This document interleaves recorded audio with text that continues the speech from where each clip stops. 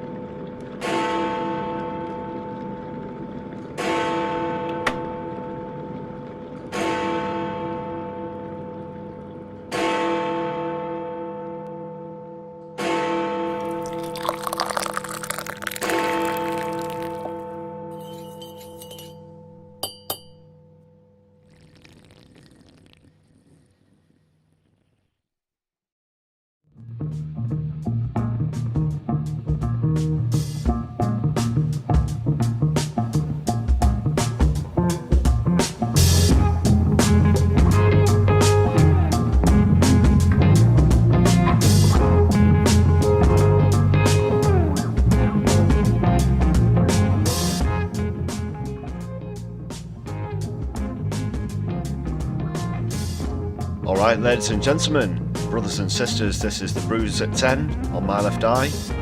I'm your host Lefty. Thanks as always for joining us here on the regular yet sporadic weekday show at 10 PM. Hope you're all very well this evening. Yeah, this might get a bit ranty. There's a lot to catch up on. Sorry I couldn't be with you on the Sunday live stream last night. One or two things came up which left me quite busy late in the evening, so I didn't have time to prepare for the stream. But I've got a bumper packed Brews at 10 for you tonight. Hope you're all doing well.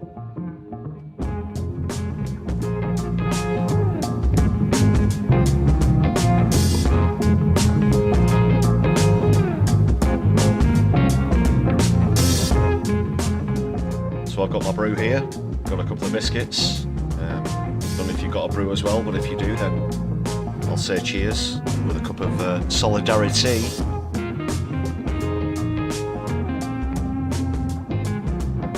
More tea-based and ocular-based puns to come, no doubt, on my left eye. Kate, thanks for joining us in the chat. Good evening to you. Hope you're very well this evening. And my goodness, there's been quite a bit going on since we were last together on a live stream, so quite a bit to get through.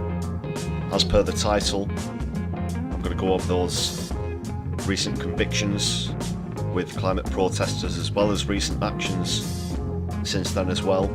Unfortunately, it's getting a lot more dystopian.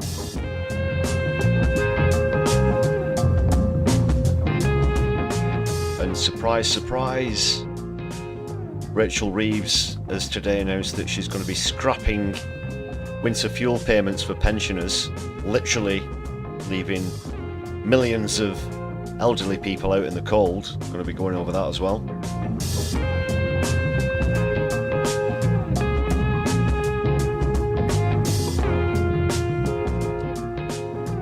The latest from Gaza, as well as, well, what's obviously now becoming a wider conflict within the Middle East, and that's escalated even further somewhat recently.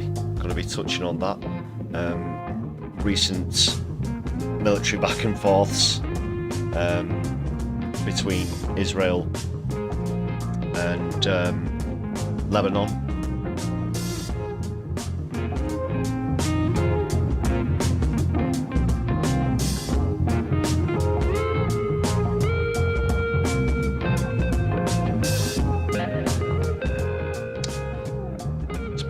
going on in UK politics as well recently, so I'll be touching on that as well.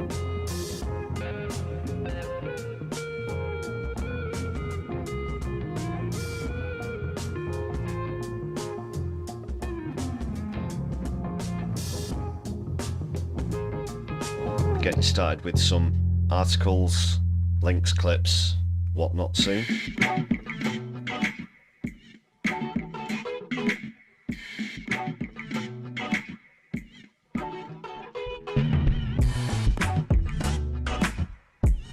But yeah, this could get a bit ranty. A few of these topics are pretty close to home, as well as how we're only a few weeks into the Labour government. But as predicted, things are becoming increasingly disappointing, shall we say, just to put it mildly.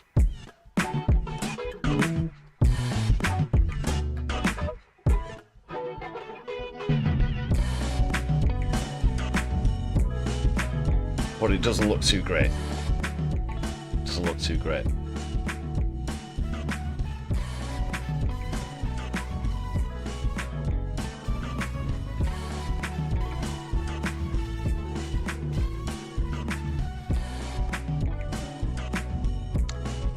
Yeah, so I'll just quickly set my stall up and ask you to join me in solidarity with hitting the thumbs up button to help the stream reach more people.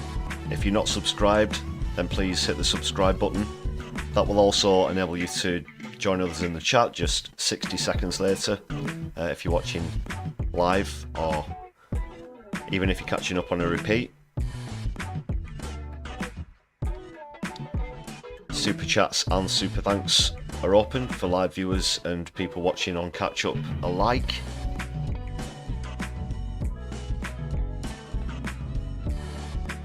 You can also support the channel with a membership for just 99p and you get some decent perks there as well. Please do consider supporting the channel in that way. I'm going to be giving a shout out to the members on the channel very shortly. As always, like to kick things off with a thank you to all of the awesome, lovely people who support the channel.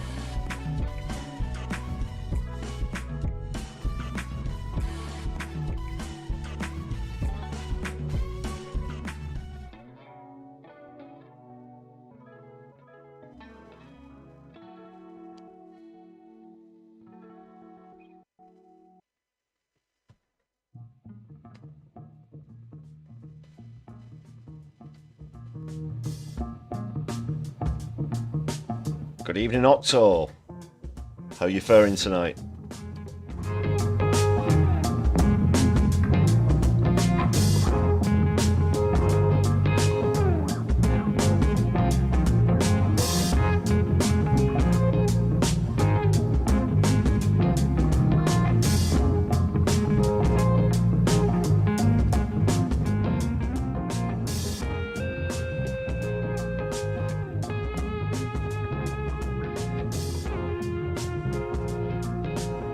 Oh goodness me, my finger slips. Don't know how that got in there.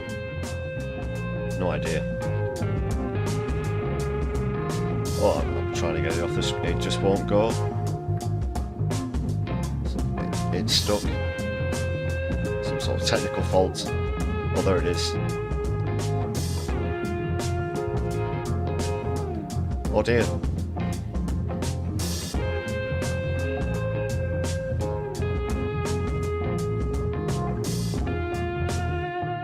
Yeah, more about Keith and his austerity policies as well, and Reeves, of course, coming up shortly. I'm going to get on to climate affairs first.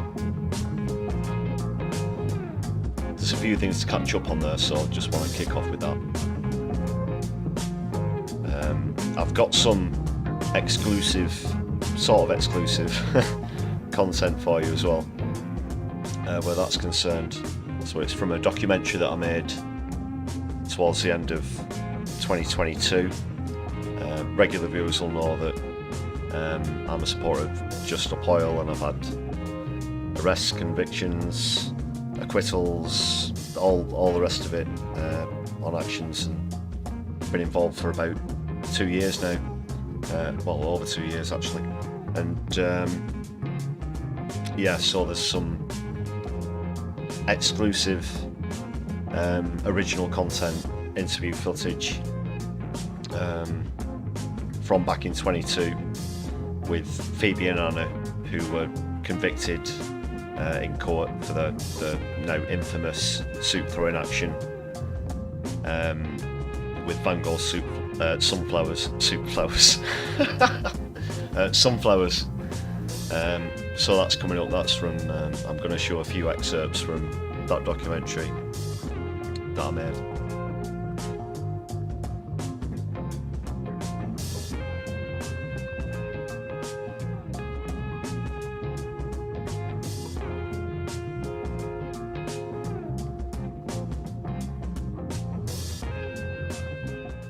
Yeah, so we're seeing increasingly dystopian sentences for climate protesters now.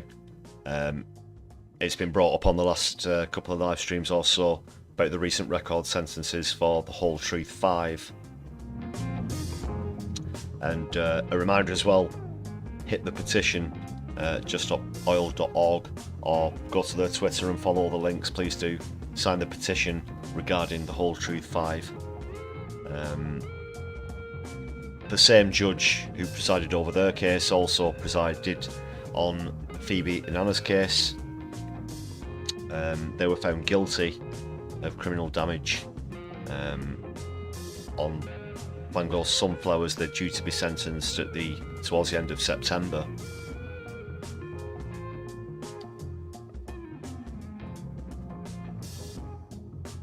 And just a reminder, the Whole Truth 5, 4 of the 5, there's lots of 4s and 5s here, you'll have to forgive me, that's just the way that it is. But 4 of the 5 got 4 years and 1 of the 5 got 5 years. Does that make sense? Of course, completely unjust sentences as far as I'm concerned. There's been a lot of outcry about that as well. We'll have to wait to see what happens with Phoebe and Anna, but it is the same judge, Judge Hehir, by the way. So we're going to go over that case as well. There's been some recent actions I mentioned on the last live stream. That was some pretty breaking news about the actions at airports, and there's been further actions since then, not just in the UK but all around Europe as well, as part of continued protest about government inaction on climate change. So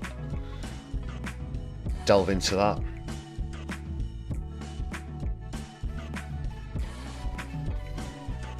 Right, so just bear with me for a couple of seconds. I'll just check I've got everything lined up properly. Yeah, I'll go over to the screen. Okay, let's just kill the music for now. Alright, so this is from a documentary, like I said, that I put together at the end of 22, early 23. It was released in January 23, I believe.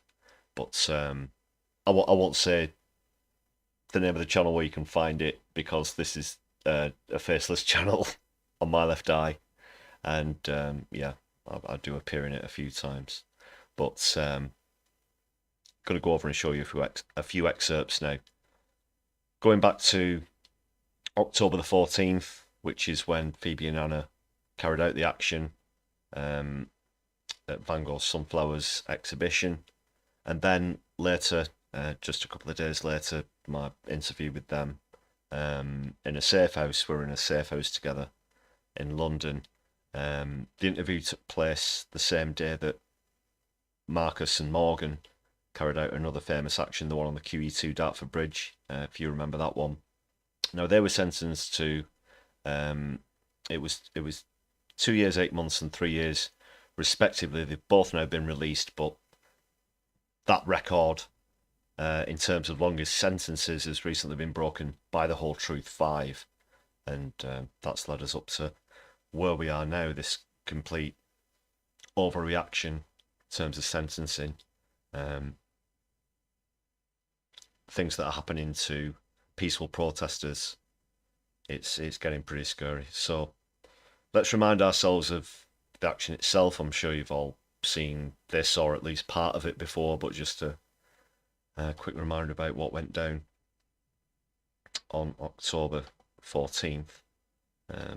Right, so I'll just sort this out. Just bear with me. Shall be but a moment. I just want to make sure it's okay. Well, I'll leave it at that. I won't expand the screen or anything. Just make it a bit bigger. Just bear with me. There we go. There we go. Much better. Much better. Right. So yeah, this is the action. Of course, I'm sure most of you are familiar. But if you're not, then check this out. Just there we go.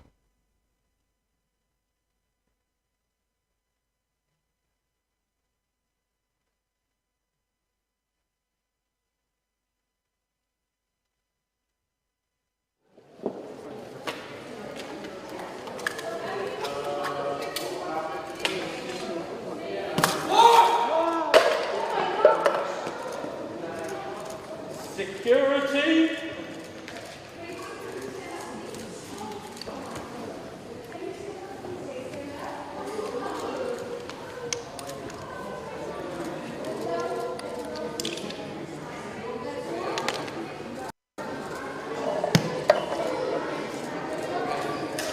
What is worth more, art or life? Is it worth more than food? Worth more than justice? Are you more concerned about the protection of a painting or the protection of our planet and people? The cost of living crisis is part of the cost of oil crisis. Fuel is unaffordable to millions of cold, hungry families. They can't even afford to heat a tin of soup.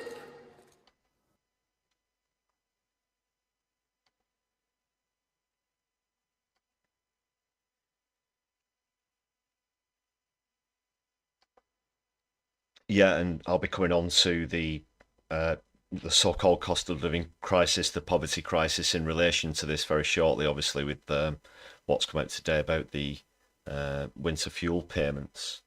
But just a quick reminder of that action there.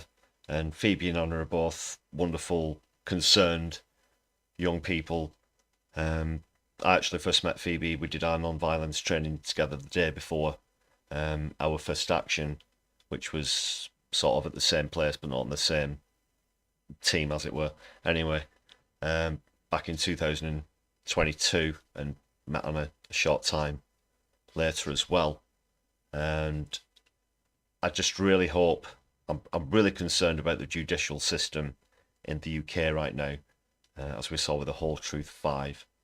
In terms of criminal damage, obviously, Phoebe and Anna knew that there was glass covering the painting before they went to take the act, and if you see their interviews, they'll have reiterated this several times. I believe the actual main charges in terms of monetary value concern the frame surrounding the painting, and that's been brought into it. The most worrying factor in this case, in lots of other cases, is that we're seeing defendants who are unable to talk about climate change as part of their defence, i.e.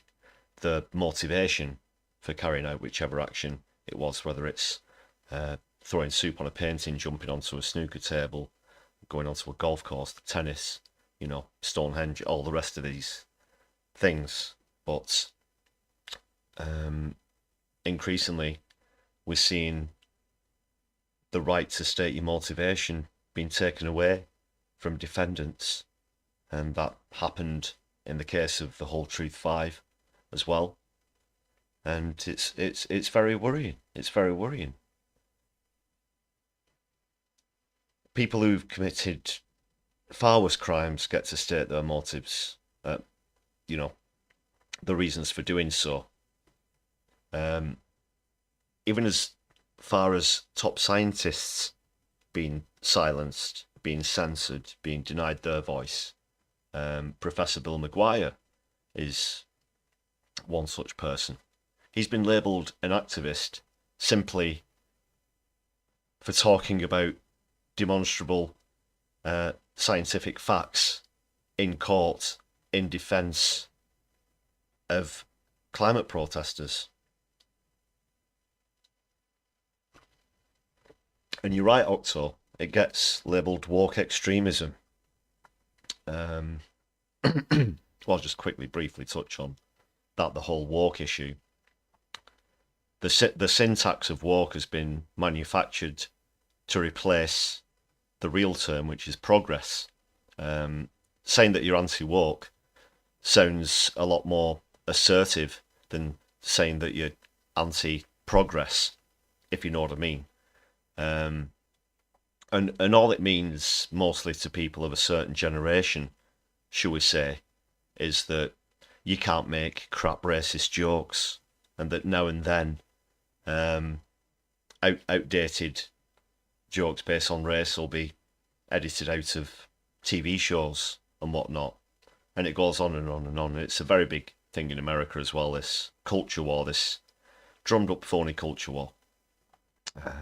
And that has unfortunately transferred through in terms of syntax with criticism of climate protesters as well.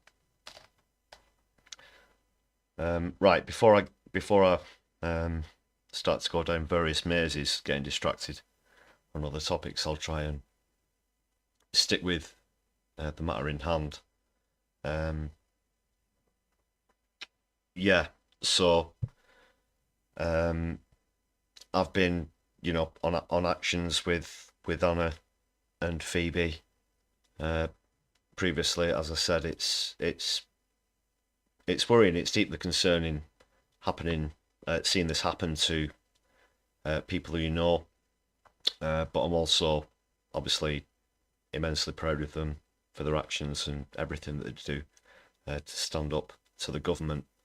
Now, when this was recorded, at the time this was recorded, it was Liz Truss was the Prime Minister, and since then, Just Upall's primary demand has been met, i.e. no new fossil fuel licences, and that was agreed by every political party, apart from the Tories, who've now been voted out, so that demand has been met.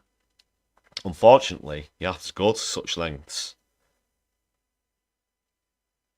doing cultural actions, these stunts, to get the government to pay attention. The usual methods of petitioning, marches, this kind of thing, where climate change is concerned, just weren't getting through. And now it has been shown, as it has throughout history, that non-violent protest is often the only way that you can get true progress in this country. So I'm going to go through a little bit more of this documentary, just through to October the 17th.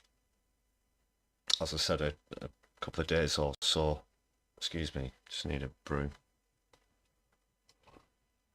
A couple of days or so later, and obviously this action just completely went viral around the world. This was one of the main breaking points, I guess, if you want to call it that, with JSO and the attention that this action got, and obviously a lot of media attention ensued. And myself and Anna and Phoebe were in a safe house in London, and just as news was breaking that Morgan and Marcus, as I mentioned earlier, had scaled the QE2 bridge, the Dartford Crossing, as it's known, and they closed it for 36 hours, as you can see in this little segue part here. And that was when I conducted this interview basically with Anna and Phoebe.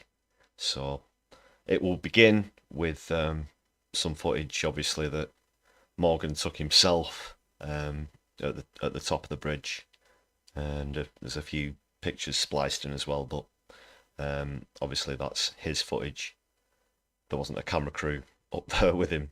It was just himself and Marcus, and then shortly after that is the interview with Phoebe and Anna, where we talk about that action and just the messages basically for everybody else who's going out in action.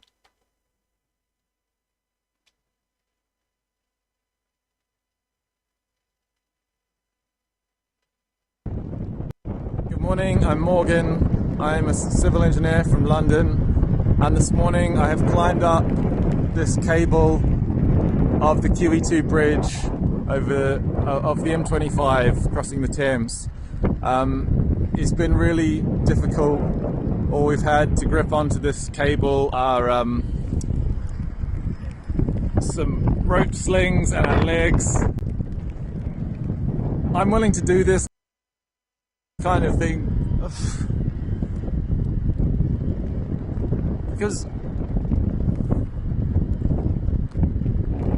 I'm not willing to sit back and watch everything I love burn for the rest of my life. And that's what's happening. That's what's happening, and the current fraudulent charlatan excuse for a government we have here is accelerating that process, granting more licenses for oil and gas. It's an absolute act of treason. It's selling all of ourselves and our children into an uninhabitable earth. And I believe it's my duty to do anything in my power to stop it. So my friend and I have climbed up here today.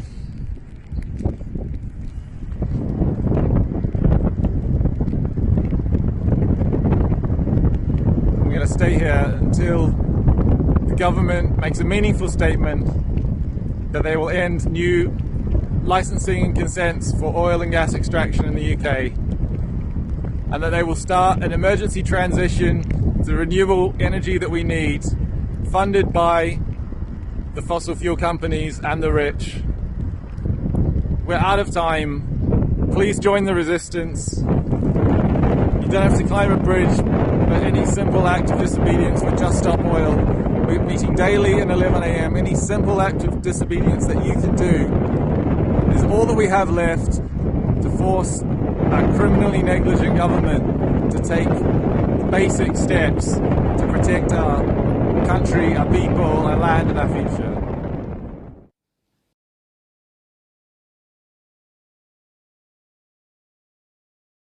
Very brave action from Morgan and Marcus there. They've now, as I said, been released. They were held on remand for quite a while and then imprisoned to what were record sentences before the Whole Truth 5 were sentenced just the other week.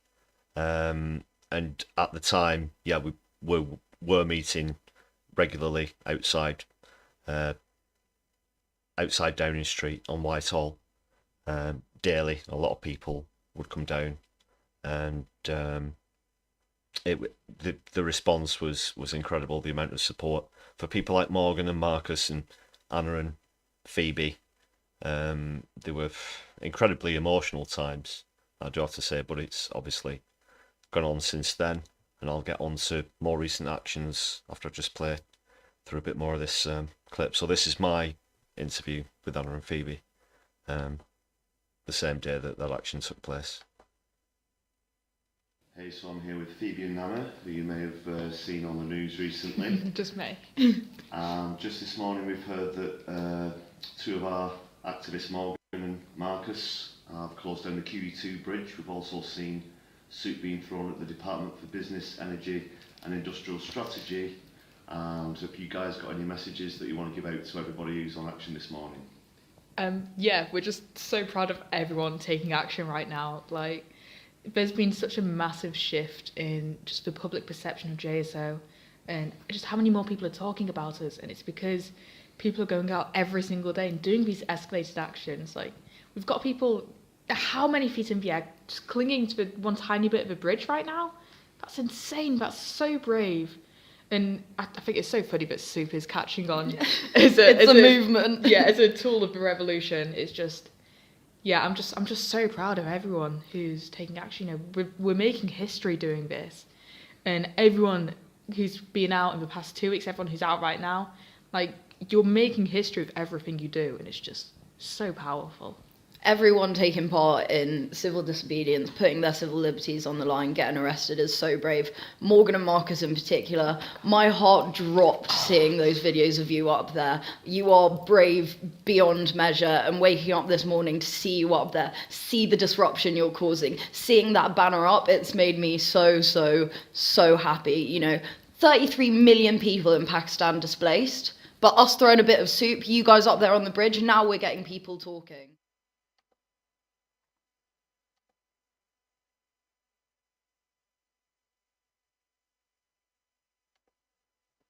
Yeah, a lot of people did get talking. A lot of people did get involved and did get active as well. And now we've reached a point where, as I said, those main objectives have been achieved.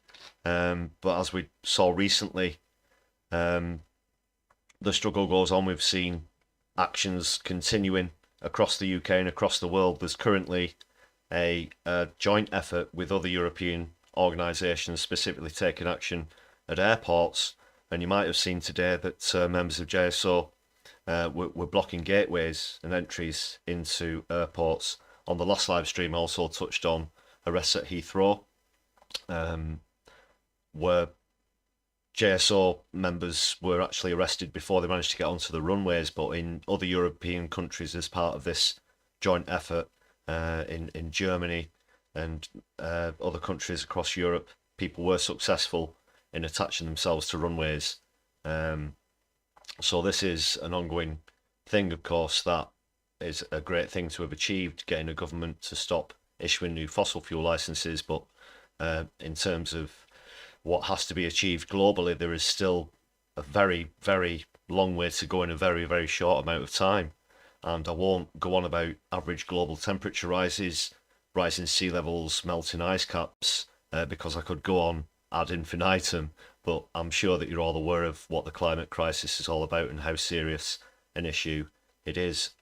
So I hope you enjoyed that bit of sort of exclusive footage from me. And yeah, I'll keep you posted with the outcome of Phoebe and Anna's case, as well as the cases of other people who've been taking action recently. And the struggle goes on, the fight goes on. The thing with this, obviously, the scientists know the right thing to do, they know the sensible thing to do, they know what time frames we have to operate in. The problem is getting that across to governments, and I've seen talks and speeches by former UN and government advisors, and I've met them as well, and been on and hosted talks by them as well, and had private conversations with them. And at the end of the day, it all boils down to money, corruption, capitalism, basically. And it's almost some sort of strange psychosis how a very small amount of people with a large amount of power want to continue tiptoeing over this cliff edge for the sake of short-term profit, believing in finite growth on a finite planet with finite resources. And these are the sort of people who we have to contend with, as well as the mainstream media, who have sort of come more into the fray recently, a little bit more, and started to treat it as more of a serious issue, but perhaps nowhere near enough, the same way that many politicians across the world have done nowhere near enough as well. And yeah, before I go off on a tangent, that's just all I want to say about that. I did say it might get a bit ranty this evening on My Left Eye. But as far as those stories are concerned, I'll leave it there for now. Let's just quickly, I did forget before we went into that story, I forgot to bring up the members scroll, so I want to just quickly go back to saying a big thank you to all the members here on My Left Eye. If you can see your name on the screen there, whether you're watching live or on a replay. Merci beaucoup.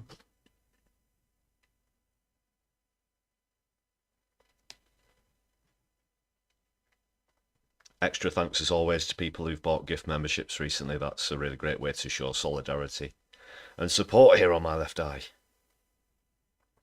If you're just joining us, I'm your host Lefty. Thanks for being here tonight.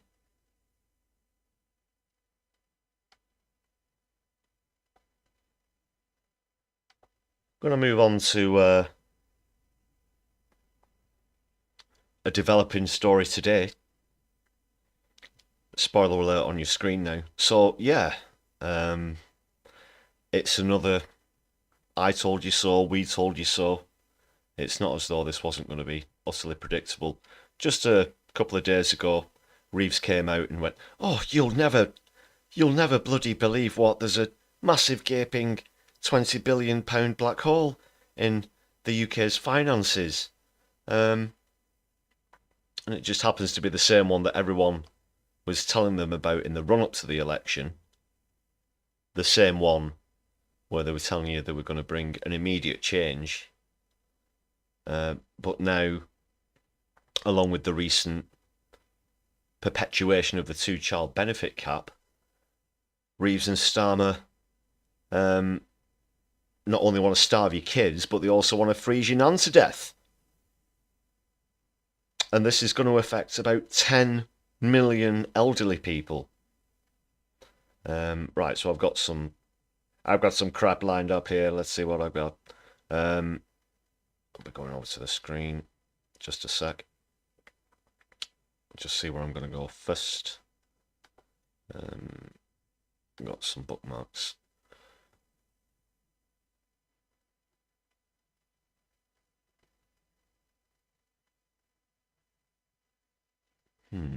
Right, okay, yeah, I'll go to this one first because this is, well, it's fitting for a couple of reasons. First of all, the image you can see on your screen was put together by a friend of the channel, The Agitator. Tip of the cap to you as well. And The Agitator posted this recently on Twitter. Never X, always Twitter. And it's a reminder of just how much foreshadowing there was to this, shall we say. And I'm not just talking about my mutterings in the run-up to the election either. We're talking about way, way, way back. I'll just take you over to the screen again. Should be... There we go.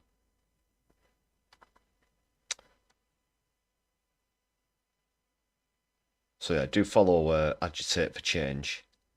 Yeah, top guy. He did say he doesn't mind me using his stuff on the channel as well. He's also done the Starmerbot thing that I use on the channel and other things. He's a top guy. But he's pointed out, obviously, so an article titled "Labour will be tougher than the Tories on benefits promises new welfare chief." This article is more than 10 years old. So this even predates Corbyn. All right, this is how long ago Rachel Reeves has had her eyes on shafting kids and pensioners, as well as anyone who's on strike, anyone who's unemployed. She's notoriously harped on about how she'll clamp down on the unemployed for a very long time now.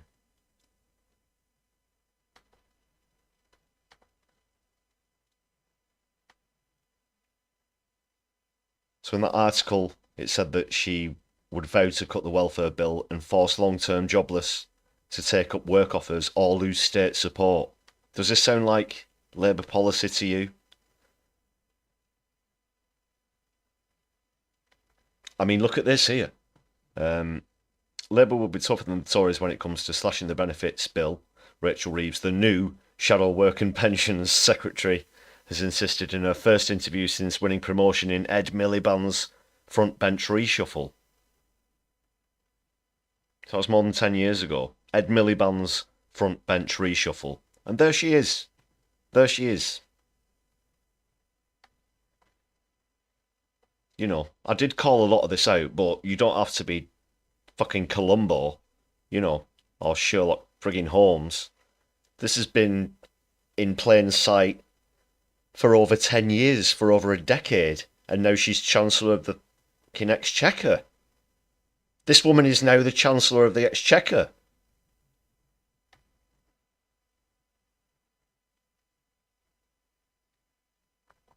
She used to work for the Bank of England, but now she pretends that they don't exist, and that public borrowing isn't even a thing, to support public services. She's now part of a party that promised to turn things around, even though she wasn't going to increase taxation or increase public borrowing. So they painted themselves into two corners with that. And yet they expect, and a lot of people fell for, the myth. They expect people to believe the myth that they're actually going to make any serious difference from the Tories. It's going to be the same or worse. And I'd like to say you heard it here first on My Left Eye, which you do in some cases, but not with this. I mean, look how old that article is. Let's take a look at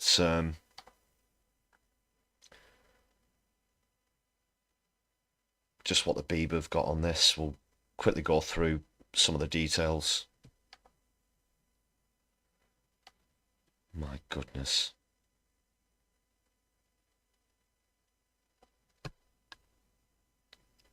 It's not even been a frigging month. It's not even been a month. Can't stand this bloody woman. Awful.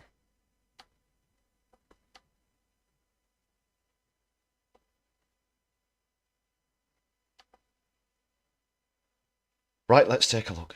Let's see what's happening.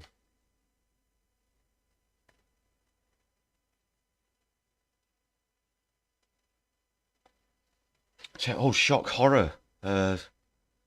Labour's uncovered an overspend of £22 billion. The big surprise, what's the big surprise, was the decision to end winter fuel payments for some pensioners. Only those receiving means-tested benefits will be entitled to help from now on. She telegraphed it from over a decade ago. I've got more than that as well. Hang on. Before I continue to go through this article, I've got a clip lined up. Let's go back to the clips. There's the members again. Well done, all of you. Thank you very much.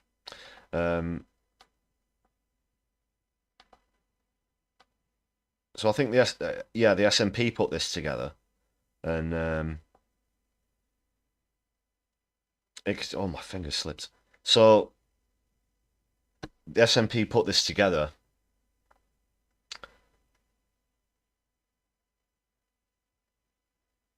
about what cuts they've done, and oh, actually, yeah, there's actually very quickly something else I'm going to show you before that. Right. So, before I go into this SNP montage of Labour members, this is what Keith had to say just a couple of months ago. This is on the 30th of March, okay? Perhaps when he was predicting he might have to be going around begging for votes pretty soon, who knows? But this is what he had to say about pensioners. I went to Dewsbury winter before last, in the height of the energy prices going up, and spoke to an 84-year-old woman, worked all her life, obviously now a pensioner. This is the same 84-year-old woman who he's just literally shafted today. Unbelievable. And she told me that she doesn't get out of bed till midday because she didn't want to turn the heating on. Yeah, it's awful. And then when she did get out of bed, she had this sort of thermal jacket that she just wore all day long, so she didn't have to put the heating up very high. That's an awful position to put a pensioner in. Yeah. And there are just too many of those stories. Another pensioner, it was actually, we had a group of them in Dewsbury, was describing to me going around the supermarket and picking something up and looking at the price and then putting it back on the shelf. Yeah. And now you could say, okay, that's not the biggest thing in the world. Well, it is, but actually it is when you Yeah. just feel, after having worked all your life, I can't just have, lead the life I want to lead now. So this isn't AI, this isn't any kind of parody, this isn't an impersonator, somebody who sends up celebrities or anything. This is the actual Keith Starmer on the 30th of March this year, 2024, saying that to an interviewer. And then here we are, 29th of July, same year of 2024. And he has scrapped winter fuel payments for pensioners. This is going to affect 10 million elderly people. What a bastard. He might seem very geeky and nerdy. This is a very ruthless man. This is a very dangerous man. He might sound a little bit like John Major. Or whatever, but be warned, be very wary of this man. Or I can't do things I even did a year ago. That's the sense of insecurity, I think, that eats away at people.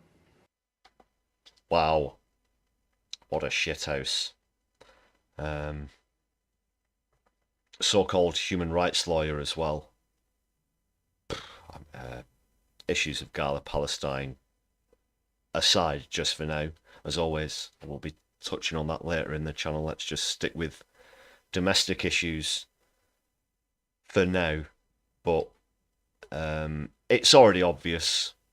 Anybody who voted Labour, you've been hoodwinked, you've been shafted by a shite hawk, another shite hawk, just different faces, same policies, same syntax.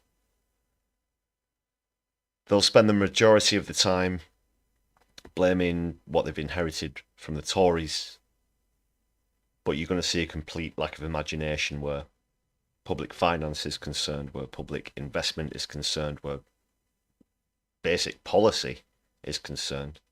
And he's going to act in an authoritarian fashion against anybody who stands up to it, as we saw with the 7 suspendees who voted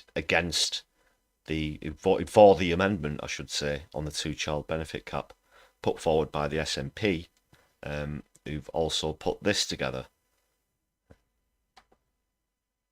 And there's £18 billion of cuts coming down the line, agreed to by Angela Rayner and Penny Mordaunt. £18 billion worth of public sector cuts. How is that going to help public sector services? It's not. £18 billion worth of cuts, and that's going to put a lot of people's lights off. And you've got to be straight with the public about the cuts that Labour are signing up to by accepting the fiscal constraints of the Tories. The amount of funding that Labour are promising the Scottish NHS is less than what the Tories gave us at the last year's budget. That is the stark reality of Labour's funding plans, and why I actually agree with Labour on this point. All roads lead back to Westminster. People are faced in this election austerity from the Tories, austerity from the Labour Party bringing this as well. back to you, Anna Sarwar. Let me say it directly, John, and read my lips. No austerity under Labour. Both Labour and Conservatives are saying that as the base. That one there, that read my lips. Where have we heard that before? George H.W. Bush, wasn't it? No new taxes. Read my lips, no new taxes. And now in 2024, we're seeing read my lips, no austerity. But a continuation of the two-child benefit cap, as well as putting tens of millions of elderly people into further poverty by scrapping winter fuel payments. No austerity under Labour. Both what? I mean, what can you say about that? Labour and Conservatives are saying that as the baseline for their plans, they involve significant cuts in a whole range of public services. The Chancellor, Rachel Reeves, is to announce the results of a spending audit, which are expected to say there's a multi-billion-pound black hole in public finances. The £20 billion black hole, as they will term it anyway, that the Labour government believes it has found the gap between what has been promised in public services and what is actually, the money is actually there to deliver it. And there were certainly a number of voices during the election campaign who warned both main parties that they were engaging in a conspiracy of silence about the difficult decisions to come. There's a serious point to be made here, because the IFS have warned of the conspiracy of silence which exists between the Labour Party and the Conservative Party when it comes to £18 billion of looming public sector cuts. So again, that's been out in the open for a while, and not quite 10 plus years. But we were warned, and the SNP were right. They've been left with just 9 seats after the general election, 9 seats in Scotland, and a lot of people have gone over to Labour. But they were warned. They were warned.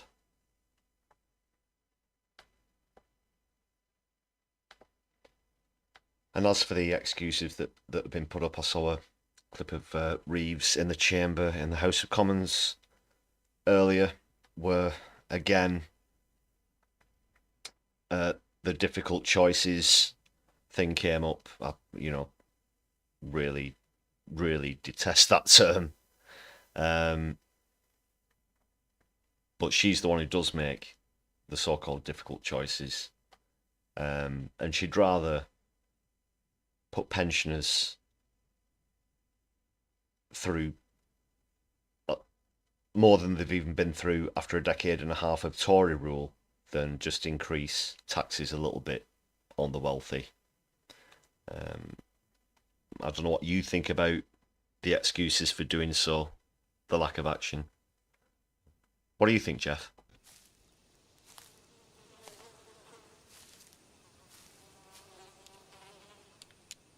That is one big pile of shit. Yeah, you're probably right, Jeff. Still, like 250 weeks of this to go. Isn't that great? Isn't that great, everyone? Just see what else I've got on the in the old bookmarks. This is another one. Just see how I'm doing for time. Just quickly want to go over and check out the chat as well. Hitch Lukill. Eddie, how you doing? Yeah, old folks are in for a lot of cold this coming winter. Winter's coming. At the risk of sounding like a stark. And yeah, Octo.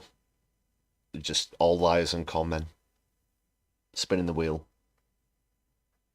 And a lot of Labour voters do have Brexit syndrome. Fingers in the ears. I was on Helena's No Justice live stream. I was watching that last night. A few of you might have seen me in the chat as well. And remember her going through the clip of Supetansky. It was actually, she banned me on Twitter. I can't even remember what it was that I said. It was some time ago. It was that was probably like 3 years ago. It wasn't too long after Starmer had first got in, but it was obviously something to do with me preemptively trying to warn her just what Keir Starmer was like, and she was having none of it. So I thought her takedown, Supetansky, was really great. So at the end of this stream as well, I'll be seeing if Helena's live, and if so, we'll be raiding into Helena at No Justice, or Kevin Logan, who often joins her. So stick around for that. Just gonna have a sip of my brew.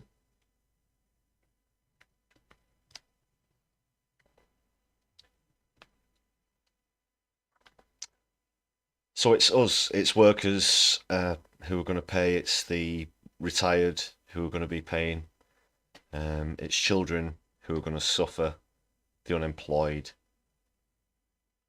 It's going to, you know, for all that they banged on about growth, there's not going to be any of that. There's not going to be new job creation. They think that they can just will the economy into growing, and also being true neoliberal capitalists as they are, just ever bowing down to free markets and hoping that things will resolve themselves, and the religion of growth as it's become under capitalism. We almost must worship growth. Like I've said before, though, what's the magic number? What's the magic frigging number of GDP that makes sure that everyone's clothed, fed, has access to food, and isn't getting ripped off when they're going doing the shopping? You know, full employment, an end of homelessness. What's the magic number? A fully functioning healthcare system that allows people free treatment at the point of use. Yes, I hope you're listening, Wesley.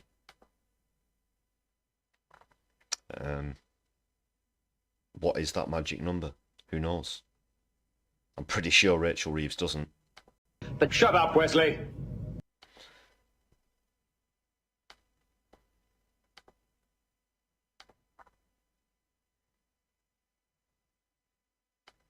Not even a month. Not even a month. The end of the article says Rachel Reeves and Sir Keir Starmer will hope by the next general election, 4 or 5 years away, this will all seem a distant memory. I don't think it will, because just look at what we're seeing so far. You can expect more of this to come. Cancellation of road projects is another thing that's being cut. They've already got the big scissors out.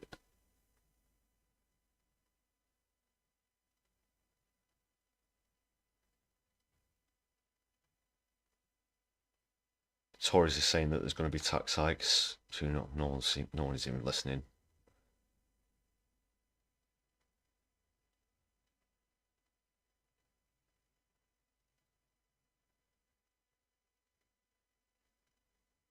Okay, so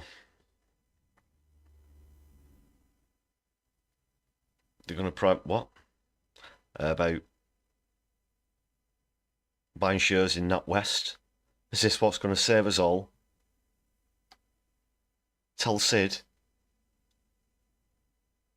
Yeah, that happened with British Gas, and now look at it, you know.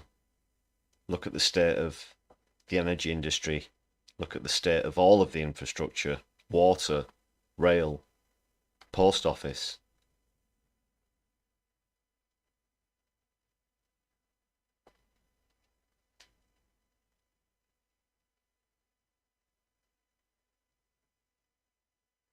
She said she couldn't wait. She said she couldn't know about the state of public finances and not tell the British public. Well, that's been predicted for a very long time now. Yeah, obviously the Tories were bad, but the solutions are out there.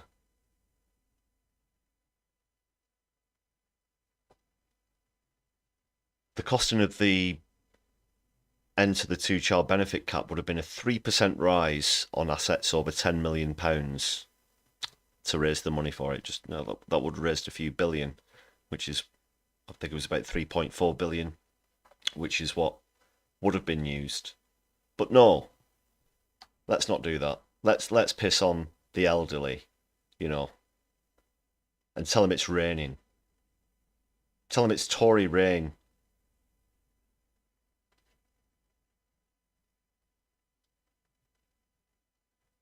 £22 billion.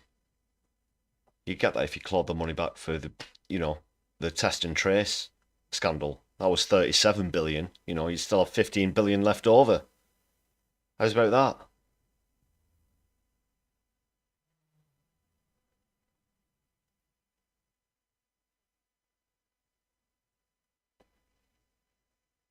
Oh, that's come out recently as well, yeah. Junior doctors have accepted a pay deal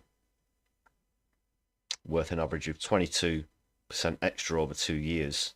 So that's been put to union members to see if they want to accept it. I think Wesley is hoping that they will. I saw a clip from him floating around earlier which said that he was hoping that this had put an end to strike action. NHS staff and nurses settled for 5% last year, along with a one-off lump sum. They are to get another 5.5% this year. I think that's an insult, though. Originally, they were asking for around 35%, which I think is perfectly reasonable, given what they've been under through the Tories, including a COVID pandemic, when the NHS was at near breaking point. And believe me, everybody I know who worked in the NHS at the time, I've heard it from them firsthand just how bad it was, as well as people who worked in other sectors as well. So 5.5% is really nowhere near what they actually deserve, and I hope that maybe the junior doctors as well hold out for a lot more.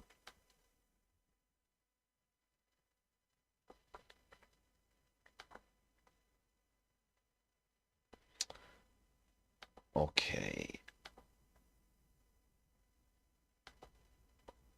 Just going to move on to Gaza in the Middle East.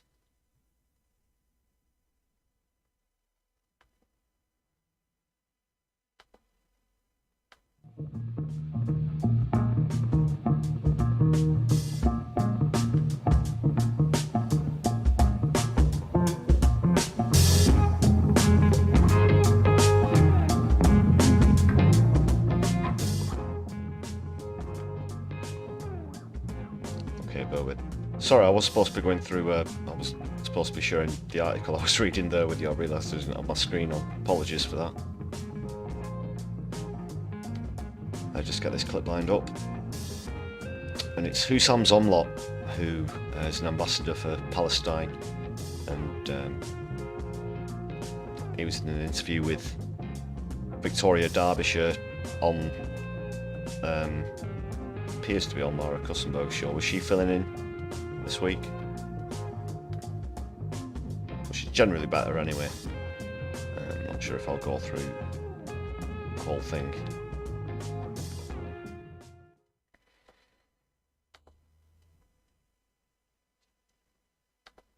Let's just have a quick look at this. Talk now to Hussam Zomlot, head of the Palestinian mission to the UK. Welcome to you. Thank you for being with us. So what Mr. Netanyahu was saying is there is no role for Hamas in a post-conflict Gaza. Do you agree? That's not up to Netanyahu. Netanyahu is a prime minister of a country that is in a military occupation of our land. That's not according to me only. That's according to the ruling of the International Court of Justice only last week, that Israel's continuous presence in the occupied Palestinian territory is unlawful.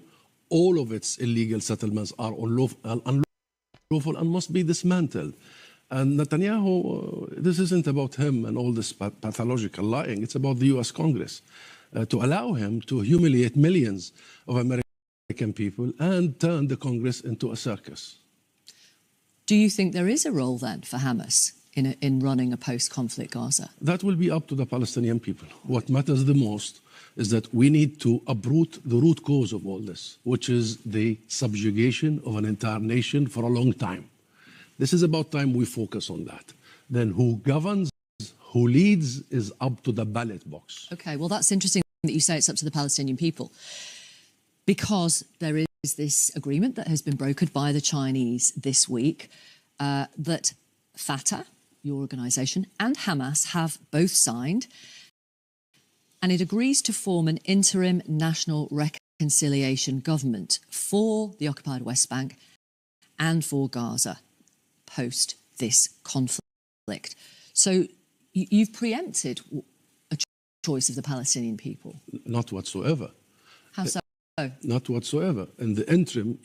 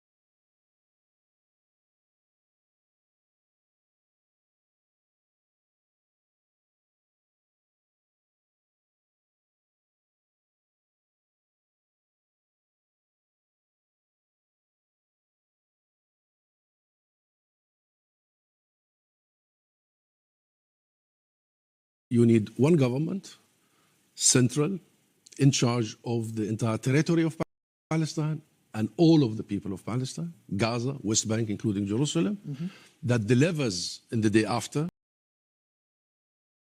Oh, right. Sorry, that's better. I don't think my mic was on. Just the... Yeah, I was just quickly pointing out about how dickhead Tommy Robinson got arrested and he attempted to confront a pro-Palestine demonstration since the last time I was on a live stream with you. So that was over a video that he showed when they were all these far-right dickheads were congregating on in Trafalgar Square, and apparently there was a court order for this video not to be shown, probably because it's full of absolute racist bullshit. Alas, he did go and show it anyway and got arrested, but the way in which his followers, supporters, whatever you want to call it, tried to confront pro-Palestine demonstrators was just absolutely revolting. Just absolutely revolting. Let's get through some more of this.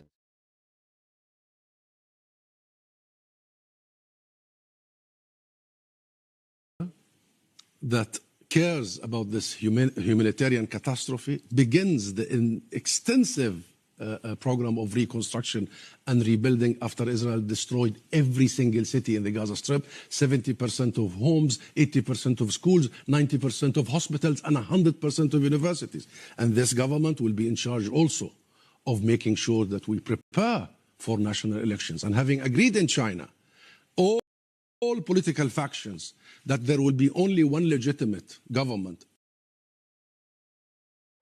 Some of the stats really shocked me, but, you know, every university has now been razed to the ground as well.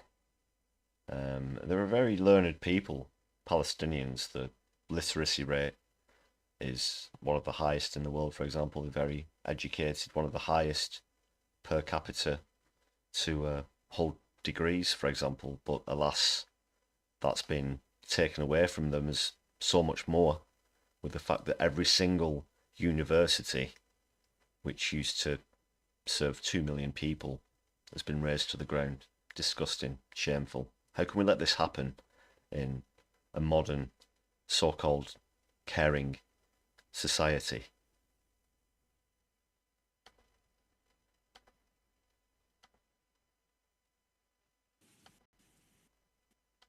Appointed by the PLO is very good news. But how is it realistic? How is it conceivable that Hamas, designated a terrorist organisation by the UK government, by many others, would be involved in running Gaza?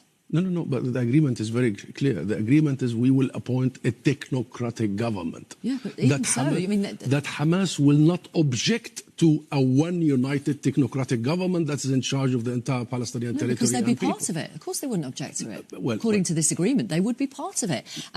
No party will be part of it. Fatah will not be part of it. Hamas will not be part of it. Those are going to be professionals that are allowed by the political factions to do the job that the Palestinian people want to do. And this is a matter of Palestinian legitimacy, Victoria. This is not a matter for conversation. You know, all these dubious suggestions that there will be foreign forces taking over Gaza, that there will be partial solutions for Gaza. I just want to make it clear. Let me clarify. If I may clarify for our audience, sir, if I may. The agreement that was reached this week was a declaration brokered by the Chinese that brought Hamas and Fatah and many other Palestinian groups together. They agreed to form an interim national reconciliation government for the West Bank and for Gaza. So Hamas are involved in that. And I'm asking you, how is that realistic in any way? How would you get any support from the Americans, from other Arab countries, in terms of rebuilding Gaza, which, as you rightly say, has been decimated? Well, number one, we have a legitimate system, political system. It's the Palestine Liberation Organization, the PLO. It's the umbrella that represents all Palestinians. Yes. And not one Palestinian challenges the legitimacy of that organization, which I represent here in London and I used to represent in Washington. But answer the point. This is the global. So the PLO is in charge of representing the Palestinian people and of forming a government that is in charge of the entire territory. There is already a government that was formed only 2 months ago. What happened in Beijing was just telling the world that political factions in Palestine are absolutely ready to allow for a Palestinian legitimate government to take over the entire territory, to shield us from all these dubious ideas that there will be other alternatives. There is no other alternative except one Palestinian government that is functioning under the idea of establishing a Palestinian state in the entire territory. Right. So all other ideas. Even though the International Criminal Court accuses Hamas of war crimes, yes, they also accuse Benjamin Netanyahu and Israel's defense minister. The first accused Benjamin Netanyahu and of war crimes too. So you would be willing to work with Hamas? That's what you're saying today. Victoria, for many years it was Netanyahu who was feeding the division, and it was Netanyahu who was allowing funding for Hamas. And that's all you know. It's like we're back in October last year again. All the mainstream media have got to say it's Hamas, and you can tell that he's exhausted by this as well. She was literally just pointing out how Netanyahu is an international war criminal. The ICJ have declared that it's an illegal occupation. The ICC have put out a warrant for his arrest. But again, the mainstream media want to bring it. Oh God. It's embarrassingly poor. The lack of, and this is Victoria Derbyshire, who's obviously somewhat better than Laura Kussenberg, but she's still being fed information, well, not fed information, but she's still being fed these questions. Perhaps she's normally a lot more astute and a lot further away from Laura Kussenberg. Thanks a lot for flying those Palestine flags in the chat, Kit. Yeah, that's just one of the static emojis on my Left Eye live streams. One of the benefits of becoming a member as well, if you want to check that out for just 99p. Solidarity with Palestine, free Palestine, as always. I won't go through this clip in its entirety. There's still a couple of minutes to go, but it essentially just goes through more of the same. But things have changed again recently.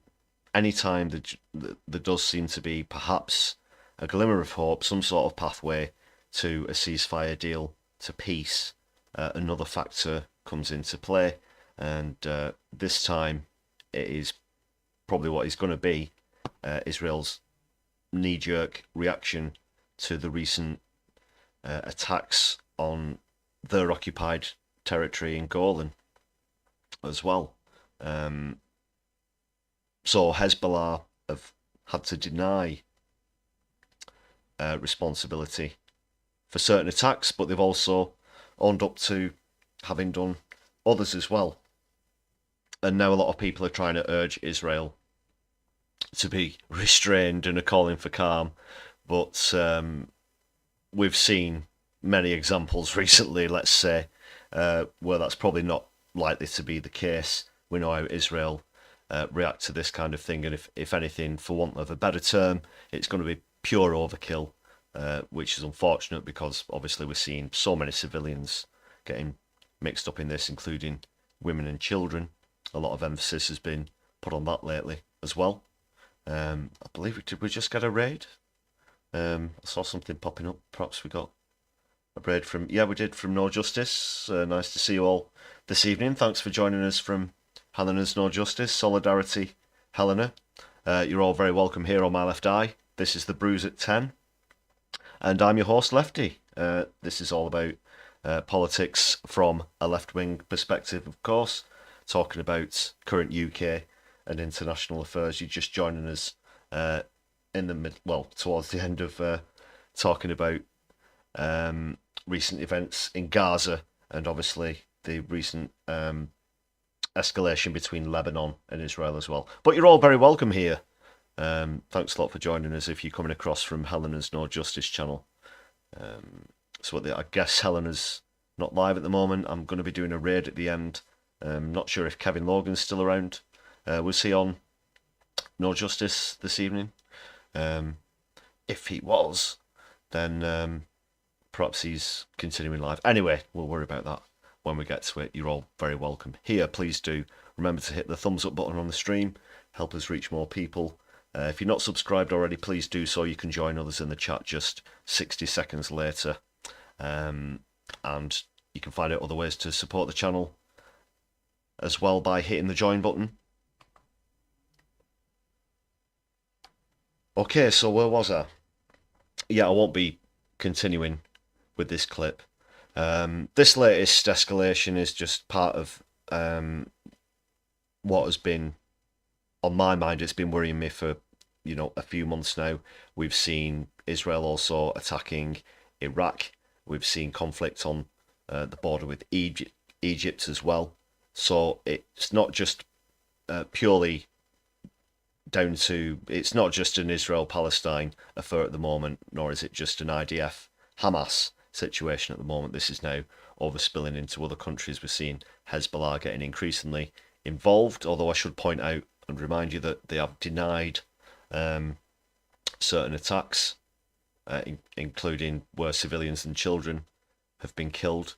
But then, again, Israel, like I said, reacts immediately and violently as well. And I believe it was 30 people who were killed in an attack on a school just earlier today as well.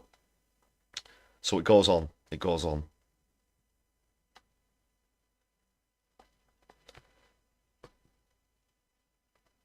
I was going to quickly touch on stuff that's going on stateside as well, but I think I'll save that for tomorrow. Hopefully I'll be joining you for a brews at 10 tomorrow night, so please do hit the notification bell. Make sure you don't miss out on that as well. Let's have a quick sip of the old Solidari-Tea.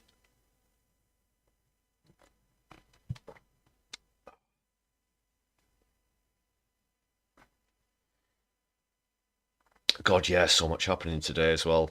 It's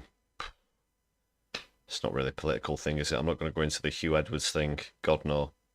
Not on this stream. Not tonight, definitely. That was a breaking story as well earlier this evening. Obviously, there's the stabbing as well that happened in Southport. Some details are still coming in. I believe that some knuckle-dragging right-wingers who may or may not have been amongst the crowd with Yaxley Lennon's lot recently have been trying to make a thing out of that because the apparent perpetrator was from Cardiff or Welsh, and they've, you know, started to attack him for that. That's just how base and petty they are. That's base, not based with a D. As in basic, as in simp, as in simple. That's as polite, although I don't know why I'm trying to be polite anyway. They're a bunch of morons. So, yeah, that was happening. Obviously, there's still information being fed through about that, so I'll perhaps be touching on that tomorrow as well.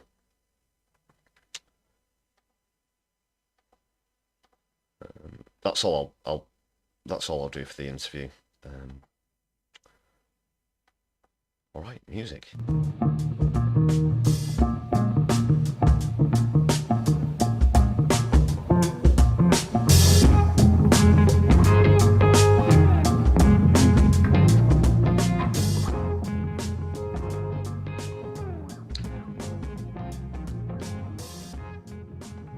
Okay, ladies and gentlemen, brothers and sisters, yeah, I'm going to be bringing things to a close, but thanks a lot for joining us across from No Justice. Sorry you've joined me just towards the end of the stream, but please do subscribe and hit the notification bell. I'll be back with more brews at 10 throughout the week. I should be joining you tomorrow as well, and hopefully we can catch up then. Just want to say another massive shout out to existing members, and you can join this incredible list of wonderful people for just 99p.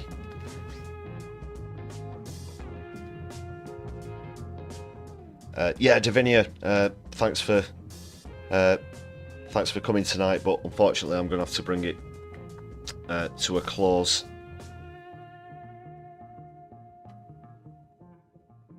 It's an early start for me tomorrow. Otherwise I would love to stay on for a bit longer, but alas, time has caught up with us yet again. But thanks a lot for your comments and stuff in the chat. You've all been very polite and cordial as usual. You amazing people.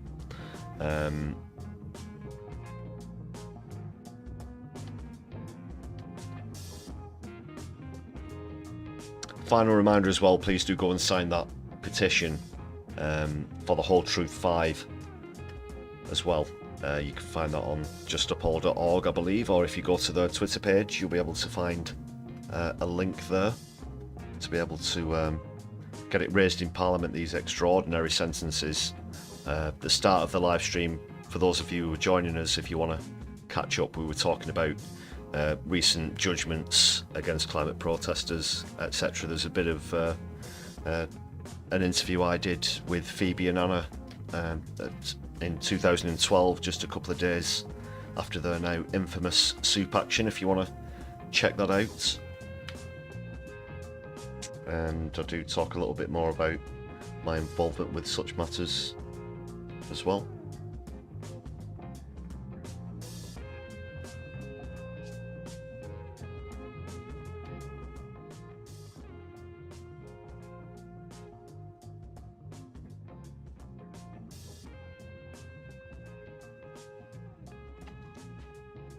I'll just very quickly check if anyone I do follow happens to be on. I think someone's just pointed out that Kev's not on this evening, or if he was, he may have finished, but just want to try and continue showing the love and solidarity, but it does appear that no one's live at the moment. Hey ho, that's the way it goes some evenings. Alright, okay. I'll bring in the end credits. Hope you've enjoyed the stream. Hope you enjoy the rest of your evening. I've been Lefty. This has been the Brews at 10 on My Left Eye. And My Left Eye will be seeing you soon. Good night, everyone.